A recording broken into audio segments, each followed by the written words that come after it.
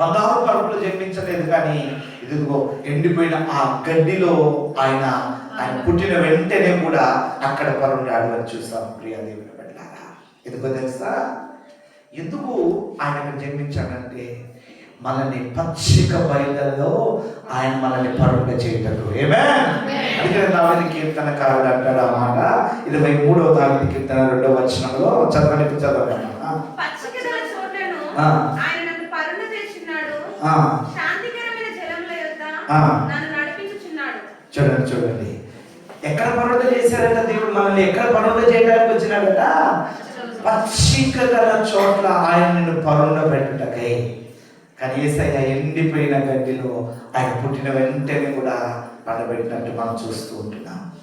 చూడండి, ఆయన ఎంత దీనుడుగా ఈ లోకానికి వచ్చినాడో తగ్గించుకొని, ఇదిగో అంతకు ఆ వ్యతిరేకంగా నీకు నీ జీవితంలో మేలు చేయటానికి ఆయన వచ్చిన విధానము, దీన స్థితిని మనం చూస్తూ ఉంటున్నాము.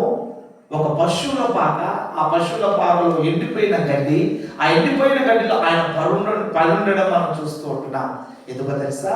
అంత తగ్గింపు ఎందుకో తెలుసా నా ప్రియ దేవుని బిడ్డలారా? ఇదిగో మనల్ని పచ్చిక బయళ్ళలో పరుండ పెట్టడానికి. పచ్చిక బయలు చూడండి, గొర్రెల కాపరి ఏం చేస్తాడో తెలుసా? గొర్రెల్ని ఎండిపోయిన గడ్డిని చూపిస్తారా? ఎండిపోయిన ఎడారిలోకి తీసుకెళ్తారా? ఎక్కడ తీసుకెళ్తాడు? మన అందు బ్రదర్ ఎక్కడ తీసుకెళ్తారు? గొర్రెల కాపరులు గొర్రెల్ని ఎక్కడ తీసుకెళ్తారు? అమ్మ ఎక్కడ? అది బోర్డు అంటే గుట్టకి. ఎందుకు గుట్టలో ఏముంటది? ఏం మేత? ఎండిపోయినవి ఉంటాయా? పచ్చి? అది ఎండిపోయిన దగ్గర తీసుకుపోతారా? పచ్చి దగ్గర తీసుకుపోతాడా? పచ్చి దగ్గర తీసుకుపోతాడు. రైట్, కాపరి పచ్చి దగ్గర తీసుకుపోతాడు. ఈరోజు నా ప్రియ దేవుని బిడ్డలారా, యేసు ప్రభుల వారు వచ్చి ఆయన ఎందుకు వచ్చాడో తెలుసా? పచ్చిక బయలులో నిన్ను, నీ కుటుంబాన్ని పరుండ పెట్టడానికి, నీ ఆకలి తీర్చడానికి, నీ దాహాన్ని తీర్చడానికి యేసు ప్రభుల వారి లోకానికి వచ్చాడు ప్రియ దేవుని బిడ్డలారా. అందుకనే నీకోసము ఆయన గడ్డిలో పరుండ పెట్టబడ్డాడు. అంత దీనుడుగా తనను తాను తగ్గించుకునే వాడిగా తనని మనం చూస్తూ ఉంటున్నాం ప్రియ దేవుని బిడ్డలారా. అన్నాడు అబ్రహాము తన యొక్క గొర్రెలు విస్తారంగా విస్తరించబడటానికి గొర్రెల కాపరులు పచ్చిక బయలుతో అబ్రహాముకు అనుగ్రహించాడు. ఈరోజు నా ప్రియ దేవుని బిడ్డలారా, యేసు ప్రభుల వారు 2000 సంవత్సరాల క్రితం ఈ లోకానికి నేను ఎందుకు వచ్చినాడయ్యానంటే, తండ్రికి కుమారునిగా నిన్ను చేయడానికి. కుమారులు కావడానికి మన దగ్గర అర్హత లేదు. ఆయన రావడాన్ని బట్టి ఆయన్ని ఎంతమంది అయితే విశ్వసిస్తారో, ఎంతమంది అయితే ఆయనను నమ్ముతారో, ఆయన అంగీకరిస్తారో, వారు తన కుమారులుగా ఎంచబడటానికి ఈ లోకానికి వచ్చారు. వారే ఆ కుమారులు. రెండోది, ఆయన నేను పచ్చిక బయళ్ళలో నడిపించడానికి యేసయ్య ఈ లోకానికి వచ్చాను. అయ్యా, ఈరోజు ఆకలి దప్పులతో మేమున్నాం, పేదరికంతో ఉన్నాం, దరిద్రతో ఉన్నాం. మమ్మల్ని పచ్చిక బయళ్ళలో నడిపించు ప్రభువా అంటే నీ చేపట్టుకొని నడిపిస్తాడు నా దేవుడు. భూ సంబంధమైన కాపరులు కొన్నిసార్లు నిన్ను నిర్లక్ష్యం చేస్తారేమో, నిన్ను విడిచిపెడతారేమో, కానీ ప్రధాన కాపరు నిన్ను వదిలిపెట్టేవాడు కాదు.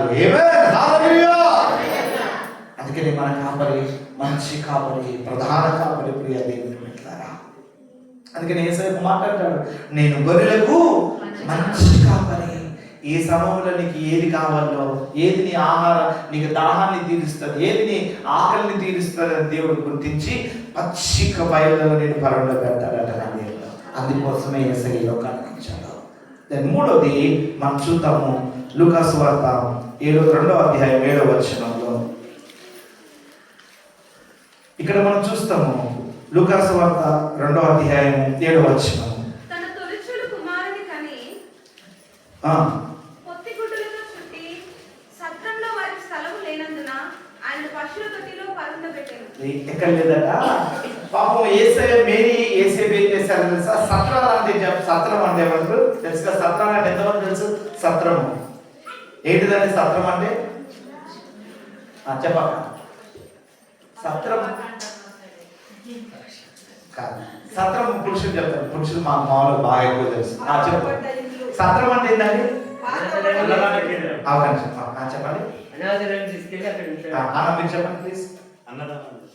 అంటే ఆ సత్రంలో డబ్బులు తీసుకోరు, ఫ్రీగా భోజనం పెడతారు, ఫ్రీగా నీకు బట్టలు ఇస్తారు, ఫ్రీగా నీకు పరిచారం చేస్తారు.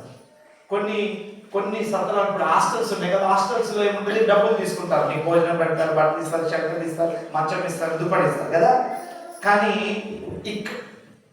యేసు ప్రభుల వారినట ఫ్రీగా ఉండే ఆ సత్రాల దగ్గరికి వెళ్ళి అకామిడేషన్ కోసము, నా భార్య నిండుచురాలుగా ఉంది, ఒకవేళ ప్రసవం అవే సమయం వచ్చింది, మీ కొద్దిగా స్థలం ఇస్తారా మీ దగ్గర అంటే, నా ప్రియ దేవుని బిడ్డలారా, ఆ సత్రం వారు చెప్పిన ఆన్సర్ ఏంటో తెలుసా?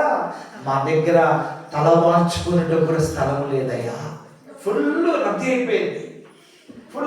అయిపోయింది, వేకెన్సీ లేదు, అసలు కొద్దిగా స్థలం ఇచ్చిన చాలని పాపం మేరీ అడిగింది, యేసేపు కూడా అడిగారు, ఎంత రిక్వెస్ట్ చేసినా ఇవ్వలేదు. చూడండి, ఒకసారి ఆలోచించండి, యేసు ప్రభుల వారే దైవ కుమారుడే, ఆయన తలమార్చుకునేటకు సత్రంలో కూడా ఆయనకు చోటు లేకుండా ఉంటుందని మనం చూస్తూ ఉంటున్నాం. మనం చదువుచేది ఆ మాట చదువుగా ప్లీజ్. 2వ అధ్యాయం 7వ వచనం. అమ్మా లూకా సువార్త 2వ అధ్యాయం 7వ వచనం.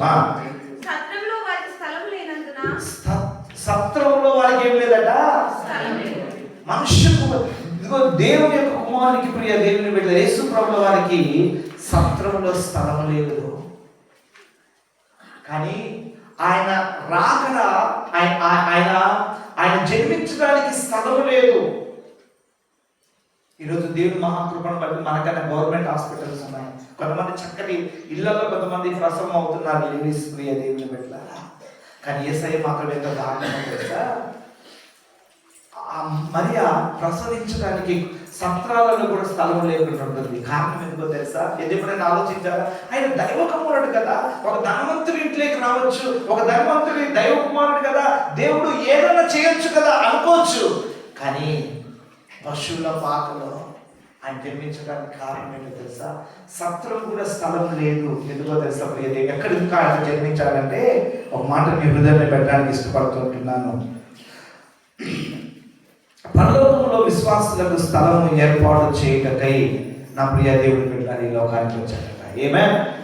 ఆయన వచ్చినప్పుడు ఇక్కడ స్థలము లేదట, కానీ వచ్చిన ఆయన నీకు పరలోకంలో స్థలాన్ని ఏర్పాటు చేయాలి. అందుకని వెళ్తూ ఏమంటున్నాడో తెలుసా? నేను మీ కొరకు పరలోకంలో స్థలాన్ని ఏర్పాటు చేయడానికి వెళ్తున్నాను. నువ్వు ఇక్కడ ఉంటే బాగుంటుందయ్యా అని ఆవరణమే వెళ్తుంటేనో, నేను వెళ్ళడం మీకు క్షేమం, నేను వెళ్ళి మీకోసం పరలోకంలో స్థలాన్ని ఏర్పాటు చేస్తాను. ఈరోజు నా ప్రియ దేవుని బిడ్డలారా, నిజమే, ఆయన 2000 సంవత్సరాల క్రితం ఆభరణమయమైన వెళ్ళిపోయాడు. ఆయన అంటున్నాడు, మీకోసం స్థలం సిద్ధపాటు చేశాడు. ఈ లోకంలో ఎవరైతే యేసు ప్రభుని విశ్వసిస్తారో, ఆయన యందు నమ్మిక ఉంచుతారో, నమ్మి బాప్తిసం తీసుకుంటారో, వారు ఆయన కుమారులుగా ఎంచుతారు. ఆ కుమారులే ఇదిగో తండ్రి నిర్మించిన ఆ గృహములో ఆయన మనల్ని ఉంచబోతూ ఉంటున్నాడు. హల్లెలూయా. ఆయన ఈ లోకానికి వచ్చినప్పుడు సత్రంలో కొద్దిగా స్థలం కూడా లేదు, కానీ ఆయన ఈ లోకానికి వచ్చినాడు ప్రియ దేవుని దీనుడుగా పశువుల పాకలో జన్మించి నీకు స్థలం సిద్ధపరచడానికి ఈ లోకానికి వచ్చాడు. హల్లెలూయా. ఆ పరలోక రాజ్యానికి నిన్ను, నీ కుటుంబాన్ని వారసుడిగా చేయడానికి ఈ లోకానికి వచ్చాడు. కానీ ఇప్పటికీ ఈ సువార్త అందించబడుతున్నప్పటికీ ఈరోజు ప్రజలు భ్రమలో బ్రతుకుతున్నారు. యేసు ప్రభుని అంగీకరిస్తేనే, యేసు ప్రభుని హృదయంలో చేర్చుకుంటేనే, యేసు ప్రభుకు అనుకూలంగా జీవిస్తేనే పరలోక రాజ్యం మనం వెళ్ళగలుగుతాము అని చెప్తుంటే ఎవ్వరు కూడా వినట్లేదు ప్రియ దేవుని బిడ్డ. ఆయన పుట్టుటకు సత్రంలో కొద్దిగా స్థలం లేదు, కానీ మనకు స్థలాన్ని ఇవ్వడానికి పరలోకాన్ని దేవుడు సిద్ధం చేస్తున్నాడంట. ఎంత ప్రేమ గల దేవుడు, ఒకసారి ఆలోచన చేయండి ప్రియ దేవుని బిడ్డ. ఆయన రావడాన్ని బట్టి పరలోక రాజ్యంలో మనల్ని, ఆ బంగారు వీధుల్లో మనల్ని ఉంచడానికి ఈ లోకానికి యేసు ప్రభువు వారు వచ్చాడు. కాబట్టి జాగ్రత్తగా గమనించండి. ఆయన వచ్చిన వల్ల నీకు వచ్చిన లాభాల గురించి నేను మాట్లాడుతున్నాను. ఒకటి ఏంటి చెప్పండి? ఫస్ట్ ఏంటి? ఆయన రావడాన్ని బట్టి ఏం జరిగింది మన జీవితంలో? ఆయన కుమారులుగా చేయడానికి దేవుడు కృప చూపించాడు. రెండోది ఏం చేశాడండి? చెప్పలేదండి. రెండోది ఆయన రావడాన్ని బట్టి మనల్ని పచ్చిక బయలులో నడిపిస్తున్నాడు ప్రభు. ప్రియ దేవుని బిడ్డలారా, మూడోది చెప్పాలి, పరలోకములో విశ్వాసులకు స్థలాన్ని సిద్ధపరుస్తూ ఉంటున్నాడు. ఇక నాలుగోది ప్రియ దేవుని బిడ్డలారా, యోహాను సువార్త 1వ అధ్యాయం 9వ వచనం ప్లీజ్ చదవండి. నిజమైన వెలుగు ఉండెను, అది లోకంలోనికి వచ్చుచు ప్రతి మనిషిని వెలిగించుచున్నది. చాలండి. అసలు యేసు ప్రభువు వారు జన్మించిన ఆ పశువుల పాకలో నాలుగోది ఏంటో తెలుసా? వెలుతురు ఏమన్నా ఉన్నదా? చెప్పలేదండి. వెలుతురుందా? చిమ్మ చీకటి. పశువుల పాకలో ఎవరైనా లైట్ పెడతారా అన్న? మీరు పల్లెటూళ్ళలో ఉన్నారు కదా కొంతమంది. నందు బ్రదర్, పశువుల పాకలో, పశువులు ఉండే ఆ పాకలో లైట్ పెడతారా? సర్వసాధారణ చాలా వరకు ఉండదు. యేసు ప్రభువు వారు జన్మించిన స్థలం ఎలాంటిది తెలుసా? చీకటిలో ఆయన జన్మించాడు. నా ప్రియ దేవుని బిడ్డలారా, ఎందుకో తెలుసా? నీ జీవితాన్ని వెలుగుకరంగా మార్చడానికి, నిన్ను వెలిగించడానికి ఆయన చీకటిలో జన్మించాడు. ఆ చీకటికి సాదృశ్యమైన తెలుసా? మన బ్రతుకులు. ప్రియ దేవుని బిడ్డలారా, చీకటిమయమైన ఈ పశువుల పాక అంతా కూడా సాదృశ్యము మన హృదయమే. ఈ పశువుల పాక ఎండిపోయిన గడ్డితో పోలి ఉన్నదే తెలుసా? మన ఎండిపోయిన అనుభవాలలో యేసయ్యను గాని జన్మిస్తే పచ్చిక బయలు చోట నిన్ను నడిపిస్తాడు.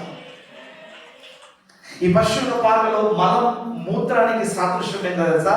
కంపు వాసన, దుర్వాసన, నీ పాప జీవితం. ప్రియ దేవుని బిడ్డలారా, ఆ స్థలంలో దేవుడు జన్మించడానికి ఇష్టపడ్డాడు. ఈ యొక్క భౌతికంగా కనబడుతున్న ఆ పశువుల పాక అంతా కూడా ఎదురుగో మన హృదయమే. మీరు అనొచ్చు, నిన్న దినాన్ని నేను ఒక మీటింగ్లో ఒక మాట చెప్పాను. యేసు ప్రభువు వారు బెత్లెహేములో పుట్టాడు అంటున్నారు కదా. ఈరోజు నా ప్రియ దేవుని బిడ్డలారా, మీరు యూట్యూబ్లో కొట్టి చూడండి. బెత్లెహేములో మనలాగా సందడి లేదండి, లైట్లు ఆర్భాటాలు ఏమి లేవు. యెరూషలేములోని క్యాపిటల్ సిటీలో అక్కడ మందిరంలో జస్ట్ ఆరాధన చేస్తున్నారు కొంతమంది అంతే తప్ప ఎక్కువ ఆర్భాటం లేదు. బెత్లెహేములో యేసు ప్రభు పుట్టిన ఆ స్థలాన్ని మాత్రము యాత్రా స్థలంగా మార్చాలి కానీ అక్కడ సంబరం లేదు. ఎక్కడ స్థాయి? ఎందుకు అక్కడ సంబరాలు ఆగిపోయాయి తెలుసా? ఎవరి హృదయంలో అయితే యేసు ప్రభువు వారు జన్మిస్తారో అక్కడ సంబరాలు ప్రారంభమయ్యాయి. ఆమేన్, హల్లెలూయా. ఈ బెతెస్దాలో ఈ సంబరాలు ఎందుకో తెలుసా? నీ జీవితాన్ని యేసయ్య వెలిగించకపోతే, నీ హృదయంలో యేసయ్య గాని జన్మించకపోతే ఆ చీకటిమయమైన జీవితం, చీకటికి సాదృశ్యం పాప జీవితం. ప్రియ దేవుని బిడ్డలారా, రోగ జీవితము, లోకానుసారమైన జీవితంలో జీవిస్తున్న నీ హృదయంలో యేసు ప్రభువు వారు జన్మించడాన్ని బట్టి నీ జీవితం వెలుగుకరంగా మార్చడానికి. ఆమేన్. ఈ రాత్రి ఇంకా ఈ ఉదయకాలంలో ప్రియ దేవుని బిడ్డలారా, ఇంకా క్రీస్తును అంగీకరించకుండా చాలా మంది క్రైస్తవులుగా పిలువబడుతున్న వారు క్రీస్తు వారి హృదయంలో జన్మించకుండానే వారి జీవితాలు ఒకరోజే వెలుగుకరంగా కనబడుతూ ఉంటున్నారు. కానీ మిగిలిన 364 రోజులు వారి జీవితాలు చీకటి బ్రతికే, పాపిష్టమైన బ్రతికే, లోకానుసారమైన జీవితమే. మన మూత్రం ఆ కంపు వాసనతో వారి హృదయాలు నింపబడ్డాయి. అలాంటి జీవితాలను మార్చడానికి, నీ హృదయంలో జన్మించడానికి దేవుడు ఇష్టపడుతూ ఉంటున్నాడు. ప్లీజ్ నా ప్రియ సంగమా, ఇంకా యేసయ్య నీ హృదయంలో ఆయన చోటు నువ్వు ఇవ్వకపోతే నీ జీవితంలో కూడా ఆ పశువుల పాక వలె నీ బ్రతుకట్లనే ఉంటుంది. ఈరోజు బెత్లెహేములో సందడి లేదు. ఈరోజు ప్రపంచమంతా కూడా సందడి ఉంది. కారణం ఏంటో తెలుసా ప్రియ దేవుని బిడ్డలారా? ప్రపంచంలో మానవాళి హృదయంలో యేసు ప్రభు ఎవరి హృదయంలో జన్మించాడో ఆ హృదయంలో ఇదిగో సమాధానం, సమృద్ధి, నెమ్మది ఏలుబాటు చేస్తుంది. నిన్న దినాన్ని ఒక ఆయన సాక్ష్యమైనాను. యేసు ప్రభు కానీ నా జీవితంలో రాకపోతే అదే భయంకరమైన మాంత్రికుడిగా బ్రతికేవాడిని. మన మీటింగ్స్ రోజు 18th మీటింగ్ సెమీ క్రిస్మస్ రోజు ఒక ఆయన తాజుద్దీన్ మసియా అని పిలిపించాం వైజాగ్ నుంచి. ఎంత అద్భుతమైన వర్తమానం చెప్పాడంటే చాలా అద్భుతంగా చెప్పాడు. నేను ముసలమాన్న, ఇదిగో దేవుడు నన్ను దర్శించాడు. నా అప్పుల్లో కూరుకొని పోయినప్పుడు నా కులం వాళ్ళు నాకు ఎవరు సహాయం చేయలే, నా బంధువులు నాకు సహాయం చేయలే, ఎవరు నన్ను ఆదుకోనలే. బాత్రూంలో ఉండి యేసయ్యా నేను నమ్ముతున్నాను, నా జీవితంలో అద్భుతం చేయమని ఏడుస్తూ ప్రార్థన చేస్తే అది చూసి యేసయ్య తనని ఆశీర్వదించినట్టుగా చెప్పాడు. అద్భుతంగా చెప్పాడు. నా ప్రియ దేవుని బిడ్డలారా, యేసయ్య రాకపోతే నేను అదే పాప స్థితిలో ఉండేవాడినని. ఈరోజు నా ప్రియ దేవుని బిడ్డలారా, బోలెడని మీరు యూట్యూబ్లో కొట్టండి, బోలెడని సాక్ష్యాలు. యేసయ్య నా హృదయంలోనికి రాగానే నా మాట మారింది, నా ఆలోచన మారింది, నా చూపు మారింది, నా నడక మారింది, నా స్టైల్ మారింది, అన్ని నా ప్రవర్తన తీరు మారింది. యేసయ్య నా హృదయంలో జన్మిస్తే ఈరోజు నా స్థితిని దేవుడు మార్చాడు అని చెప్తుంటే, అన్యులు చెప్తుంటే ఆశ్చర్యం అనిపించింది. క్రైస్తవ సంగతి ఏంటి ప్రభు అని బాధతో ఆలోచిస్తున్నా. యేసు ప్రభు మా దేవుడు గొప్పవాడని చెప్తున్నాడు, కానీ హృదయంలో చోటునిస్తాడే. ఇంకా ఇంట్లో ఒక పసిపిల్లలు వాళ్ళగా యేసయ్యని ట్రీట్ చేస్తున్నారు. జోజో నాన్న నువ్వు చిన్నపిల్లలు కానీ, చిన్నపిల్లలు యేసయ్య. ఇంకా అదే పశువుల బాగా పెట్టుకొని స్టార్ పెట్టుకొని మురిసిపోతున్నారు, ఇదే క్రిస్మస్ అని. ఏ విధమైతే స్టార్ మెరుస్తుందో నేను ఒక సూపర్ స్టార్ చేయాలని నా యేసయ్య లోకానికి వచ్చాడు.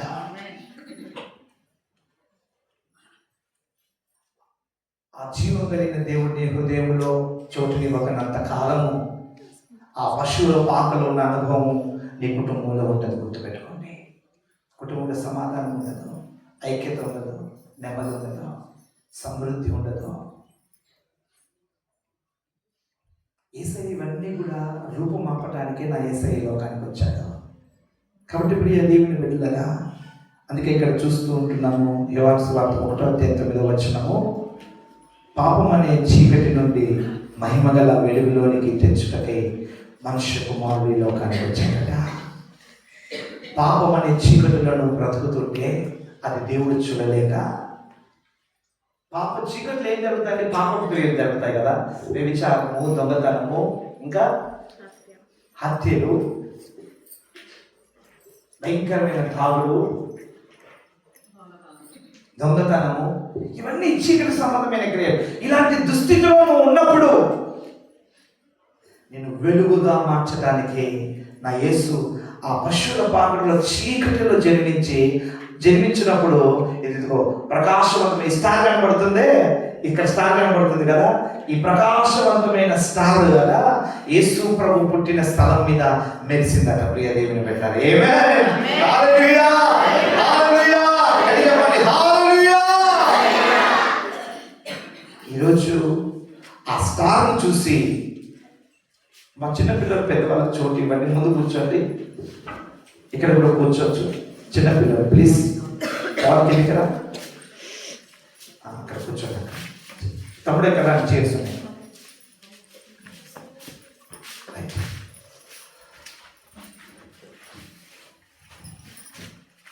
బాగా జాగ్రత్తగా గమనించండి నా ప్రియ దేవుని బిడ్డలారా. అందుకనే మా చదువు వచ్చేది 1:9 యోహాను సువార్త 1:9 నిజమైన వెలుగు ఉండేను, అది లోకములోనికి వచ్చుచు ప్రతి మనుషుని వెలిగించదు. హల్లెలూయా, అది చెప్పలేదండి. హల్లెలూయా, yes, నిజమైన వెలుగు ఉండేను, అది లోకములోనికి వచ్చుచు ప్రతి మనుషుని వెలిగించిందట. ఆ చీకటి ఆ పశువుల పాకలో యేసు ప్రభుల వారు వచ్చినప్పుడు ఆ పశువుల పాక అంతా కూడా వెలుగుతో నింపబడింది కదా. ఈరోజు నీ చీకటి జీవితంలో యేసయ్య ఉద్భవిస్తే, యేసయ్య జన్మిస్తే నీ చీకటి బ్రతుకుని నా దేవుడు వెలుగుకరంగా మార్చడానికి వచ్చాడు. హల్లెలూయా. ఇక 5వ ఆశీర్వాదాన్ని మనం చూసుకుందాము. కీర్తన 104:2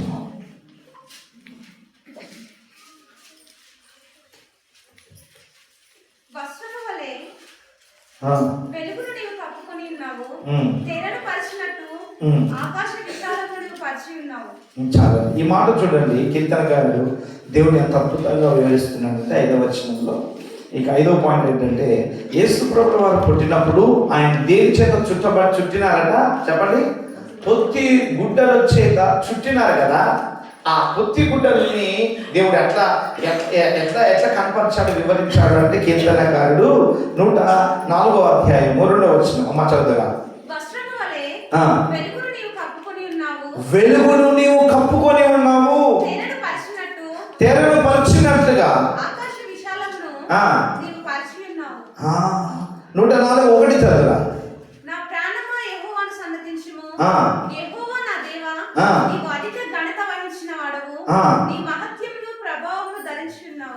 దేవుడు ఏం ధరించినట్ట? మహత్యమును ప్రభావమును ఆయన ధరించున్నాడు. ఈరోజు దేవుని సంగమా, నీ జీవితంలో యేసు ప్రభుల వారు ఎట్లయితే ఆయన పొత్తి గుడ్డలతో చుట్టబడ్డాడో, నిన్ను మహిమ చేత, మహత్యముల చేత, ఆనందం చేత, నిన్ను మహిమ చేత నిన్ను చుట్టాలని ప్రభు ఇష్టపడుతూ ఉంటున్నాడు. సంగమా గుర్తుపెట్టుకోండి.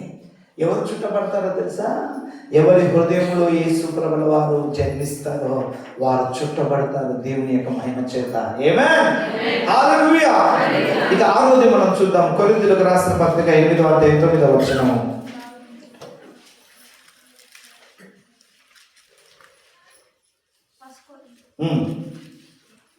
రెండవ కొరింథీ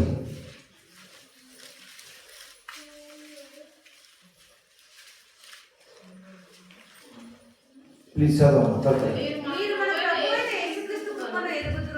మీరు మన ప్రభు అయిన యేసుక్రీస్తు కృపను ఎరుగుదురు కదా. ఆయన ధనవంతుడై ఉండి తన దారిద్ర్యం వలన ధనవంతులు కావాలని మీ నిమిత్తము. అందరేమనుకున్నాడు, యేసయ్య వస్తాడని కొన్ని వేల మంది, వందల మంది ప్రవచిస్తే ధనవంతుల వైపు చూస్తున్నారు, ధనవంతుల కుటుంబం వైపు చూస్తూ ఉంటున్నారు. ఇక్కడి నుంచి జన్మిస్తాడేమో, ఈ కోటేశ్వరి ఇంట్లో జన్మిస్తాడేమో, ఇదిగో ఈ ధనవంతుల ఇంట్లో జన్మిస్తాడేమో అని అందరూ ఎదురు చూస్తుంటే దానికి ఆపోజిట్ గా ఒక వడ్రవాని ఇంట్లో జన్మించడం మొదలు పెడుతున్నాడు.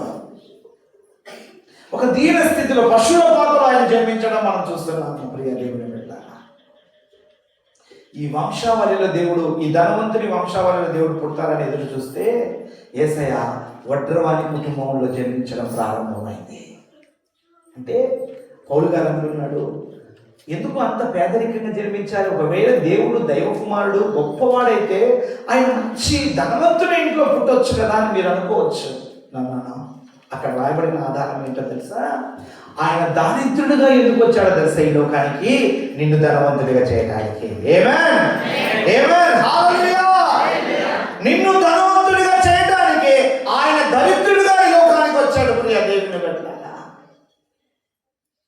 ఆయన దైవ కుమారుడైతే రాజుగా జన్మించవచ్చు కదా, వాళ్ళ రాజ కుటుంబంలో జన్మించవచ్చు కదా. అంటే రాజు కుటుంబంలో జన్మిస్తే, రాజు ధనవంతుని కుటుంబంలో జన్మిస్తే ధనవంతుల వారికే దేవుడు అని చెప్పేవారు చెప్తారు. ప్రియ దేవుని బిడ్డ, ఒక రెడ్డి కులంలో పుడితే రెడ్డిలకే మాత్రం దేవుడు అవుతాడు.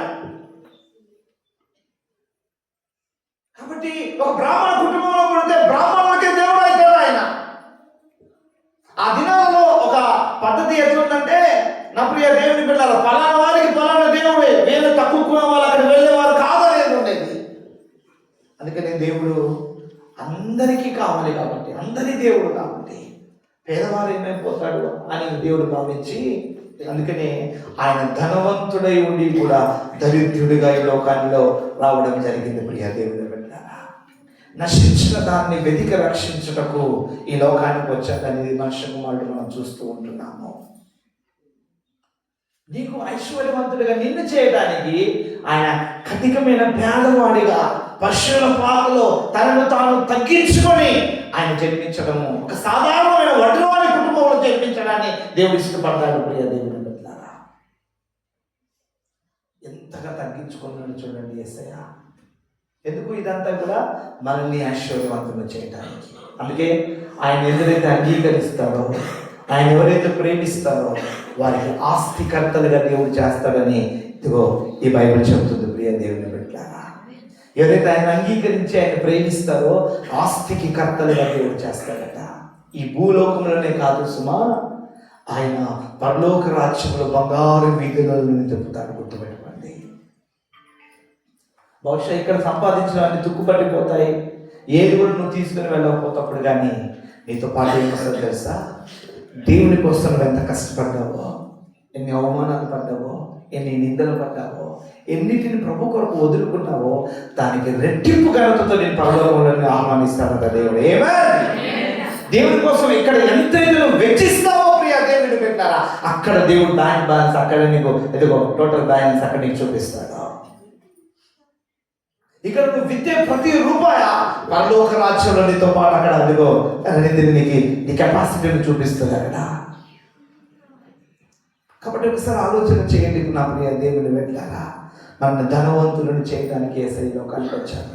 అందుకని యేసయ్యను ఆ పశువుల పాటలు కాదు, నీ హృదయంలో నువ్వు జన్మించలాగా నీ జీవితాన్ని మార్చుకోగలిగితే, నీ పాపాన్ని విముక్తి పలిగితే, నీ చేతులు వదిలిపెడితే ఈ క్రిస్మస్న నీ హృదయంలో జన్మించడానికి నా యేసయ్య ఇష్టపడుతూ ఉంటున్నాడు.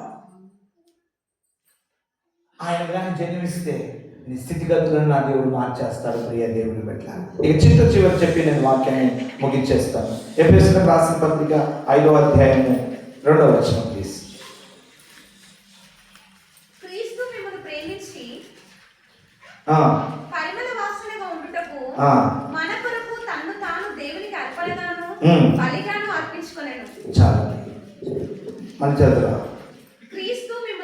క్రీస్తు మిమ్మల్ని ప్రేమించి పరిమళ వాసనగాను ఉండుటకు మన కొరకు తన్ను తాను అర్పణగా, చూడండి, దేవునికి అర్పణగా తనను తాను బలిగా అప్పగించుకున్నాడట.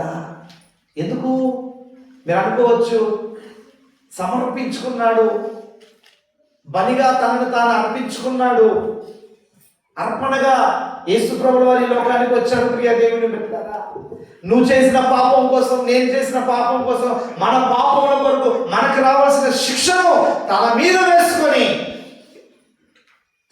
వేసుకొని ఆ కల్వరి శిలువలో ఆయన తన ప్రాణాన్ని పెట్టాడు, రక్తం చిందించాడు. ఒక గొర్రెపిల్ల ఏ విధంగా అర్పణకు అంగీకరించబడినట్టుగా, ఒప్పుకున్నట్టుగా, ఇది యేసు ప్రభువు వారు ఆ మరణించిన కల్వరి శిలువలో మరణించడానికి తనను తాను అర్పించుకున్నట్టుగా మనం చూస్తూ ఉంటున్నాం. ఎందుకో తెలుసా? ఆయన కల్వరి శిలువలో ఆ రుధిరధారలు కాలుస్తేనే, ఆయన చనిపోతేనే ఇదిగో చావుకు లోనైన మన జీవితాలను తిరిగి లేవబడటానికి ఆధారభూతుడవుతాడని ప్రియ దేవుని పెట్టారా, ఆయన మన కొరకు చనిపోయాడు. అందుకనే ఆ దుర్వాసనలో మలం మూత్రం ఉంటున్న స్థలం ఆయన జన్మించాడు. ఎందుకో తెలుసా? నిన్ను నన్ను పరిమళ వాసనగా చేయడానికి. పరిమళ వాసనగా చేయడానికి ఆ పశువుల పాకలో దుర్వాసనలో ఆయన జన్మించాడు. ఏమాత్రము మంచి లేని నీ జీవితంలో ఆయన జన్మించడానికి ఇష్టపడుతూ ఉంటున్నాడు, నిన్ను పరిమళ వాసనగా చేయడానికి. ఈరోజు నీ హృదయం భయంకరమైన అసూయ చేత దుర్వాసన వస్తుంది, ద్వేషము, కుళ్ళు దుర్వాసన ఉంది, పాపం అనేది దుర్వాసన ఉంది, కక్ష అనే దుర్వాసన ఉంది నీ హృదయంలో. కానీ ఈరోజు యేసు ప్రభుల వారు నీ హృదయంలో జన్మిస్తే, ఆయన బిలీవ్ చేస్తే, నువ్వు అంగీకరిస్తే నీ హృదయంలో జన్మించడానికి ఆయన ఇష్టంగా ఉన్నాడు. ఎందుకు తెలుసా? నీలో నా కంపు వాసన అంతా తీసేసి నేను పరిమళ వాసనంగా చేయడానికి. హల్లెలూయా, హల్లెలూయా. ఈరోజు నా ప్రియ దేవుని బిడ్డలారా, మనము కొత్త బట్టలు వేసుకున్న మంచి పర్ఫ్యూమ్ కొట్టుకొని వస్తాం కదా, పక్కన వాళ్ళకి చెమట వాసన రాకుండా ఉండటానికి. ఈ వాసన ఒక రోజు లేకపోతే 2 రోజులు ఈ బట్టలు వేసుకుని ఉంటారు. ఒక రోజు తర్వాత ఇంకొక రోజు మనం బట్టలు వేసుకుంటామా? వేసుకోలేదు. మళ్ళీ రోజు పర్ఫ్యూమ్ వేసుకోవాలి. నా ప్రియ దేవుని బిడ్డలారా, నా ప్రభు నీ జీవితాన్ని అనేకులకు పరిమళ వాసనగా చేయడానికి, పరిమళ వాసనగా సువాసనగా మార్చడానికి దేవుడు ఈ లోకానికి వచ్చాడు. పరిమళ వాసన ఎట్లా అయ్యాడు? అదేమన్నా కొత్త రకమైన సెంట అని అంటారేమో. నో, నీ జీవితం ఇతరులకు పరిమళ వాసనగా మారబోతుంది. నీ ప్రవర్తన, నీ క్రియలు, నీవు వేసే ప్రతి నడక సువాసనగా, పరిమళ వాసనగా నీ కుటుంబాన్ని చేయబోతుంటున్నాడు. అందుకనే క్రిస్మస్ అంటే నా ప్రియ దేవుని బిడ్డలారా, మారిన నీ బ్రతుకును లోకానికి చూపించాలి, మారిన నీ జీవితాన్ని యేసయ్యకు చూపించాలి. అందుకనే మార్పు లేకుండా ఒక పాట ఉంది, ఒక పాట నేను ఈ మధ్యకాలం విన్నాను క్రిస్మస్ సాంగ్స్లో. వచ్చింది వచ్చింది పండుగ, మార్పు లేకుండా దండగా. మార్పు లేకుండా నువ్వు ఎన్ని క్రిస్మస్లు చేసినా దండగానే. ఎవరైనా పాడతారు కోలస పల్లవిక చరణము వస్తుందా అనగా వస్తుందా? మీరు పాడండి మైకి అన్నకి వస్తుందా మీకు? ఒక పల్లవిక చరణం చాలా బాగుంటుంది, నాకు ఇష్టమైన పాట. ఎక్కడైనా వాళ్ళు పాడతారేమో అనుకుంటే ఎవరు పాడలేదు. నేను పాడదామా నా స్వరం అంత చక్కగా ఉండదని పాడాలి. ఒక మైక్ అండి అన్న ప్లీజ్. క్యాష్ బ్రదర్, ఈరోజు ఈ క్రిస్మస్, ఈ సెలబ్రేషన్స్ ఇవన్నీ కూడా నువ్వు మార్పు లేకుండా క్రిస్మస్ చేస్తే ఒక రోజే ఉంటుంది క్రిస్మస్. ప్రతిరోజు నీ కుటుంబంలో క్రిస్మస్ వాతావరణం కనబడాలి అని అంటే నీ హృదయంలో మార్పు కావాలి. నువ్వు అనుకున్నట్టుగా క్రిస్మస్ అంటే ఏంటో ఈ పాటలో ఉంటుంది అనగా త్వరగా పాడండి, టైం లేదు.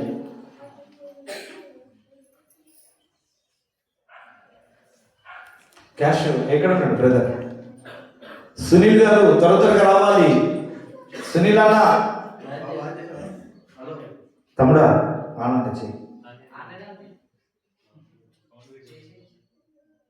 ఇక్కడికి రా.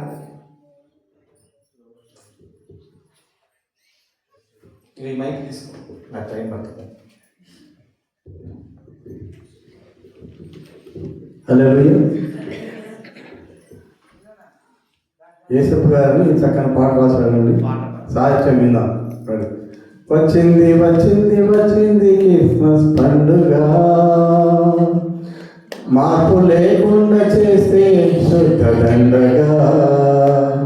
వచ్చింది వచ్చింది వచ్చింది క్రిస్మస్ పండుగ, యేసయ్య కోరింది మనలో మార్పులే కదా.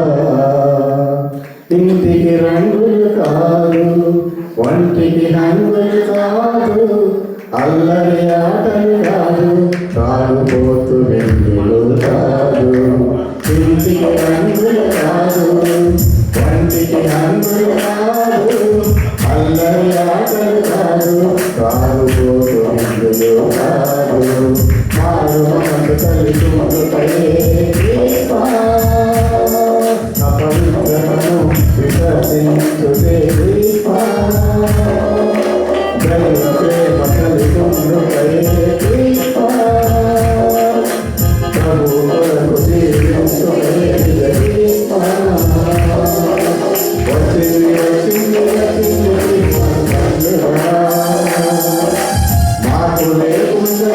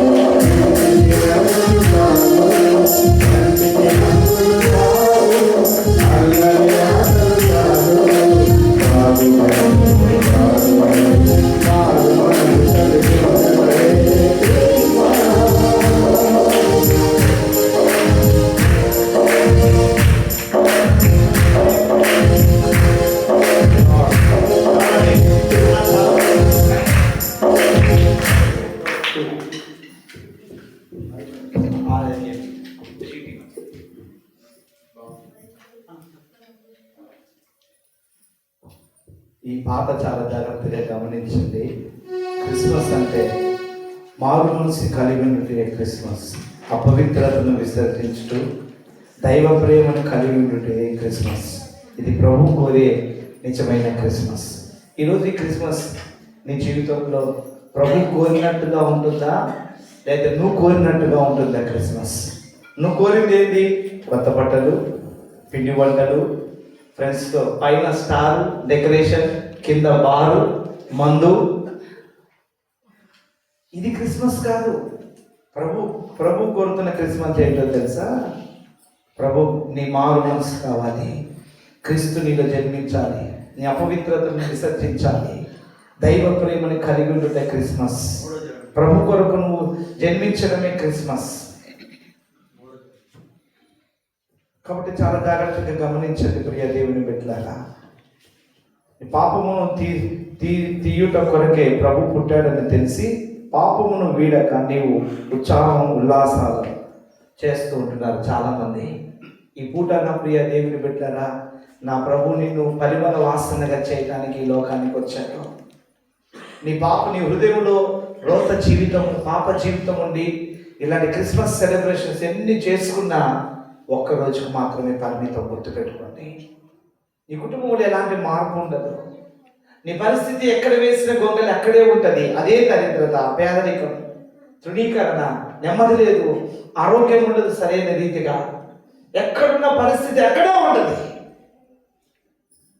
బైబిల్ గ్రంథంలో చాలా మంది పామరులు, విద్య లేని వారు, జ్ఞానం లేని వారు యేసు ప్రభు వాళ్ళ హృదయంలో జన్మించిన తోడ వారి స్థితిగతులను నా దేవుడు మార్చేశాడు. అబ్రహాము ఒకప్పుడు తన భార్య తను గొడ్రాలి, అస్సలు ఎవ్వరూ ఆ కుటుంబాన్ని ఇష్టపడేవారు కాదు. అలాంటి అబ్రహామును ఎప్పుడైతే దేవుడిని చేర్చుకున్నాడో, దేవుడు కోరినట్టుగా తను బ్రతికాడో, ప్రపంచానికి అంతటి కూడా అబ్రహాము దేవుడిని చెప్పుకోవడం ప్రారంభించాడు దేవుడు. ఆమేన్. ఈరోజు నా ప్రభు ఇది ఆశిస్తున్నాడు. పలానా సోమర్ బాబు నమ్ముకున్న దేవుడే నా దేవుడు అని దేవుడు చెప్పుకోవాలని ఇష్టపడుతూ ఉంటున్నాడు. పలానా లత నమ్ముకున్న దేవుడే గొప్ప దేవుడు అని లోకం చేసేటట్టుగా దేవుడిని బ్లెస్ చేయాలని ఇష్టపడుతూ ఉంటున్నాడు. కానీ ఈ సాక్ష్యం నీ జీవితంలో బయటకు వెళ్ళబడాలంటే దేవుడు కోరినట్టుగా నీ భక్తి జీవితం ఉండాలి. దేవుడు ఆశించినట్టుగా నీ జీవిత విధాన శైలి ఉండాలి. అంతగా నువ్వు దేవుడికి ఉభయం ఉండాలి, అంతగా విధేయత చూపించాలి. అప్పుడే దేవుడిని దీవించడం ప్రారంభిస్తాడు. నీ హృదయంలో కుళ్ళు పెట్టుకొని, అసూయ పెట్టుకొని, ద్వేషం పెట్టుకొని, పగ పెట్టుకొని, లోకంలో ఉన్న పనికి మానవన్నీ నువ్వు హృదయంలో పెట్టుకొని ఇలాంటి సెలబ్రేషన్స్ ఎన్ని చేసుకున్నా మన జీవితాలు అక్కడే ఉంటాయి. ఇన్ని క్రిస్మస్లు వచ్చినా నీ తాగుడు మానవు, ఇన్ని క్రిస్మస్లు వచ్చినా నీ యొక్క మార్పు ఉండదు నీ జీవితంలో. ఎప్పుడైతే అంతరంగ మార్పు ఉండదో భౌతికమైన మార్పు కూడా నువ్వు చూడడం అనేది అసాధ్యము. నీ అంతరంగమైన మార్పు ప్రభు కోరినట్టు నువ్వు బ్రతకడం ప్రారంభించావా, భౌతికమైన మార్పు లోకానికి కనబడినట్టుగా దేవుడు చేయడం ప్రారంభిస్తాడు. ఒకవేళ నీకు జ్ఞానం లేకపోవచ్చు, తెలివితేటలు లేకపోవచ్చు, మనుషులు సపోర్ట్ లేకపోవచ్చు, ఎట్లా వృద్ధి ఉండాలో ఏ ఆధారం నీకు లేకపోవచ్చు, దేవుడు చెప్పినట్టుగా నువ్వు లోబడడం మొదలు పెడితే ఆయన దీవించడం ప్రారంభిస్తాడు. శారాయి ఏ ఆధారం లేదు, ఆనవాళ్ళు లేదు. ఆమె స్త్రీ గర్భం కోల్పోయింది. 90 సంవత్సరాలు దాటిపోయాయి. స్త్రీ గర్భం కోల్పోయి ఆ ధర్మాన్ని అంతా కోల్పోయింది. పిల్లలు పుట్టారు అనేది. కానీ దేవుడి మాటను నమ్మింది, విశ్వసించింది. దేవుడు చేస్తాడు. కొట్రాలని ఇలాగుగా దేవుడు మారుస్తాడని నమ్మిందంతే.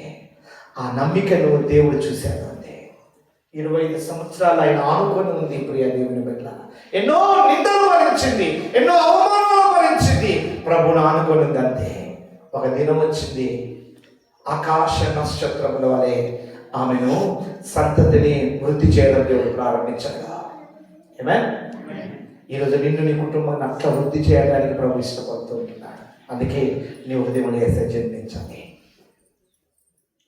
నీ జీవితాన్ని అట్లా వృద్ధిపరచడానికి, అబ్రహాము ఆశీర్వాదాన్ని నీకు నీ కుటుంబానికి అనుగ్రహించడానికి నా యేసయ్య లోకానికి వచ్చాడు.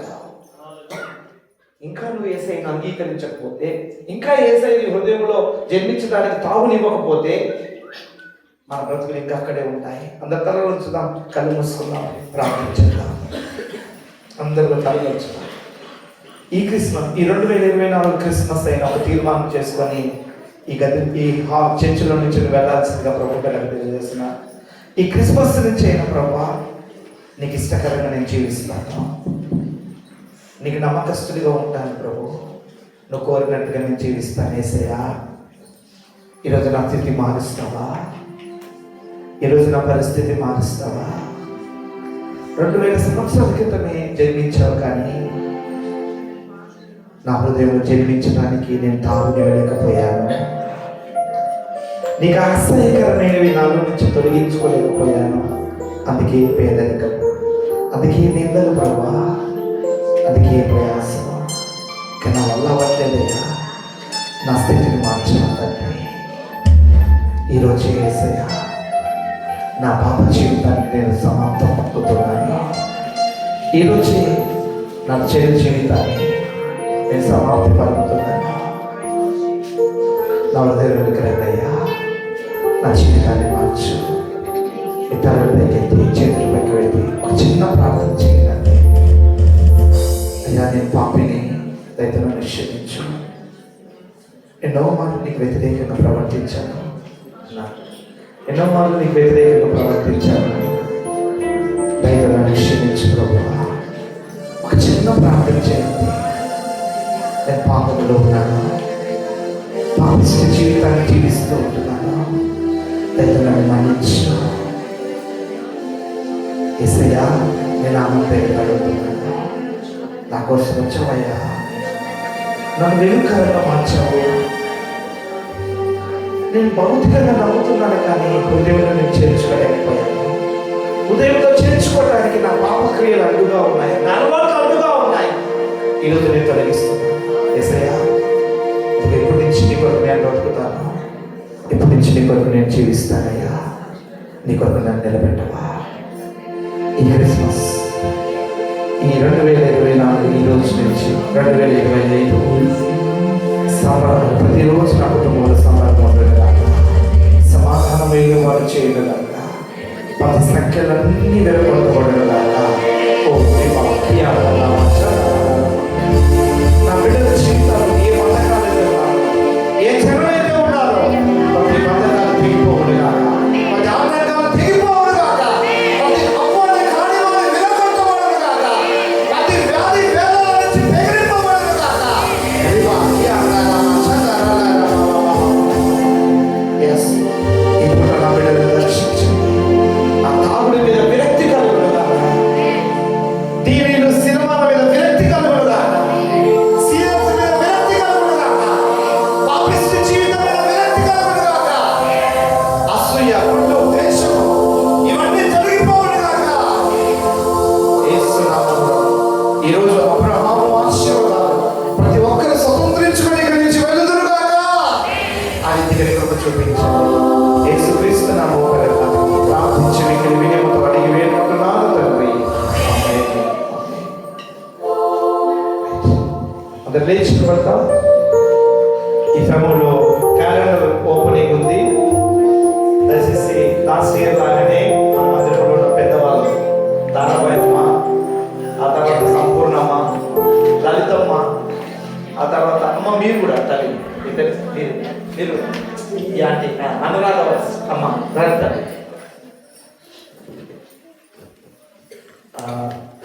రిపుకాక, ఎస్కేరమ్మ, పిల్లలు తర్వాత వృద్ధులు అమ్మ, ఆ వృద్ధులు